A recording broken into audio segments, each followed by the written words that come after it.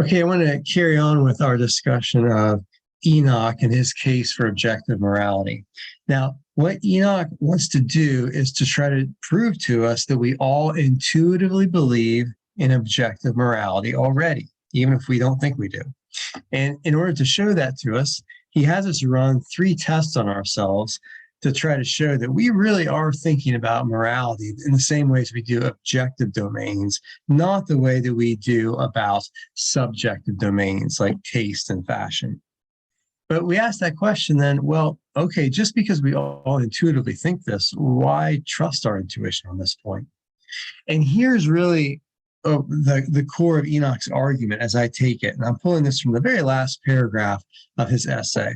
He seems to be claiming this: if there are no conclusive counter arguments against your intuitive belief in objective morality, then that belief is justified. But there are no conclusive counter arguments against your intuitive belief in objective morality. Therefore, your intuitive belief in objective morality is justified.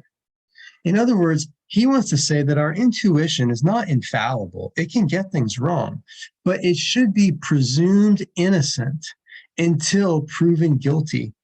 You should trust your intuitions unless you have a definite reason not to trust particular ones. But in general, you should give your intuition the benefit of the doubt. And he says there are no reasons to distrust this particular intuition that there are objective moral facts. Now, the anti-realists are going to contest that claim. They're going to contest, premise 1, but also especially premise 2. And there's questions worth asking. Is it really true that all of our intuitive beliefs are justified unless they are refuted? Should we really give them the benefit of the doubt? And then furthermore, isn't it the case that moral disagreement between people seems to show that there are no objective moral facts? That seems to be an important kind of argument that anti-realists want to make. In other words, here's the anti-realist argument. They want to argue that, or one of their arguments, they want to argue that if there is disagreement about morality, then there are no objective moral facts. But clearly there is disagreement about morality. Therefore, there are no objective moral facts. In different ways and shapes, this is a common argument against realism. Enoch has a lot to say about this. First of all, he says there might not actually be that much disagreement about morality. There might be disagreement about specific applications of moral principles in particular situations, but the deep principles themselves, there's widespread agreement on. More importantly, he wants to say, even if there is disagreement, that doesn't show that there's no objective fact, that nobody's objectively right or wrong in that area. There's also significant disagreement about other subject matter that we think is obviously objective. For example, what are the causes and effects of global warming? People disagree about that, but there's a right answer to it. Also, even if morality were objective, we would expect people to disagree about it because they're biased based on their own interest. Even if it's objectively true, for example, that slavery is wrong, you could expect Southern slave owners to disagree with that because they're biased by their own economic interest. But then finally, and this is perhaps the most interesting, one of the most interesting arguments that Enoch makes, it looks like that argument from moral disagreement might be self-defeating. Let me explain. The argument from disagreement basically wants to say this: if there's disagreement about some subject area, then there are no objective moral facts about that subject area. However, you could turn the tables at this point because there is also disagreement about moral anti-realism.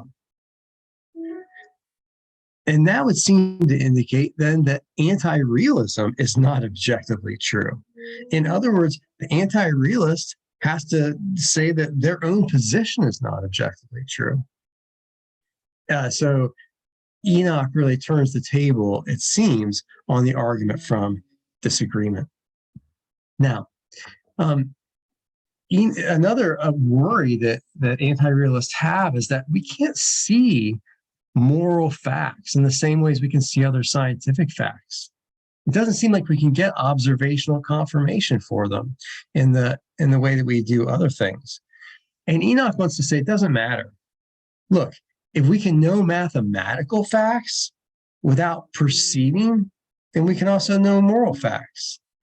But clearly we can know mathematical facts without visually seeing them. When you do math, you're not doing visual, perceptual investigation. You're thinking intellectually about abstract numbers. So it seems like moral facts could also be known without perception. Now, there's questions we could raise about this argument. Another worry that people might have, though, when they're confronted with the moral realist position is that, well, who gets to decide what facts are objectively true and which ones aren't? And Enoch wants to say that question is misguided. It's true that we all have to decide what we will believe. For example, I have to decide whether I believe that climate change is real or not. But nobody gets to decide what's actually the case. None of us gets to decide whether climate change is real. We get to decide whether we believe that climate change is real. And our decisions are about what we're going to believe don't impact what the world is like. So when it comes to morality, if the objectivist is right, then nobody gets to decide what is right and wrong. They get to decide what they believe is right and wrong, just like with climate change.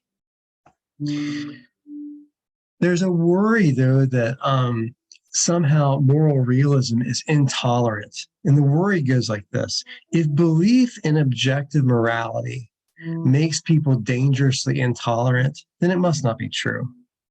But belief in objective morality will make people dangerously intolerant. Therefore, it must be false. Now, here's the concern.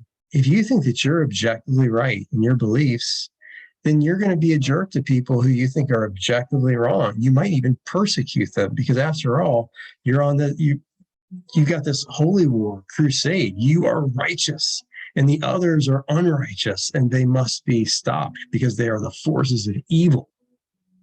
Right? So that seems like a highly intolerant position. But here's what Enoch wants to say. First of all, that first premise he thinks is not true. A belief can be true even if it is dangerous. So even if a belief has bad consequences, it may still just be true. But furthermore, he thinks it's false that belief in objective morality is going to make people dangerously intolerant. Most moral reformers in the world have thought that have believed in objective morality. Take, for example, Martin Luther King Jr. He seems to have believed in the objective morality of his cause, but many people would say that did not make him a dangerous threat. So it's not obvious that tolerance does require anti-realism. However, this does raise a lot of important questions about tolerance. Enoch is going to flip the tables on us and say, look, it seems like tolerance actually requires realism. Because if intolerance is objectively wrong, then that means there's at least one objective moral fact in the world. But intolerance is wrong, you might say. Therefore, there is at least one objective moral fact in the world. So it seems like, again, the insistence on tolerance actually supports the realist case, potentially. There are some questions, though, to think about when it comes to tolerance, many of them. What does it actually mean to be tolerant? Does it mean never telling somebody that their beliefs or their actions are wrong? Does it mean never physically preventing anyone else's actions? Or does it mean never punishing anyone's actions? And are there any beliefs or statements or actions that we should not tolerate? If so, what might they be? A lot there to think about.